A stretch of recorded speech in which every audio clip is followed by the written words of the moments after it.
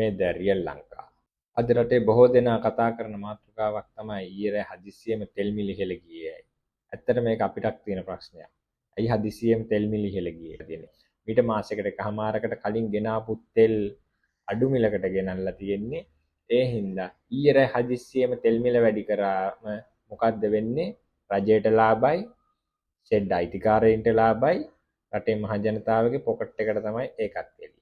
ඒකින්ද අනිවාර්යයෙන්ම රජයේ වගකිව යුතු නිලධාරියෙක් විසින් ප්‍රකාශයක් දෙන්න ඕනි. තෙල් මිල වැඩි කරන්න මොකක්ද පදනම? මොකද මිල සූත්‍රයකට අනුව ක්‍රියාත්මක වෙන රටක එහෙම රජයට හිතුමනාපේ තෙල් මිල වැඩි කරන්න පුළුවන් නම් මොකද්ද මිල සූත්‍රය? එහෙනම් මිල සූත්‍රයක් ඕනේ නැහැනේ. අපි දන්නා මේ වෙලේ ලෝක ආර්ථික අර්බුදයක් යනවා. අපි දන්නා අනිවාර්යයෙන්ම අනාගතයේදී තෙල් මිල ඉහළ යනවා කියලා.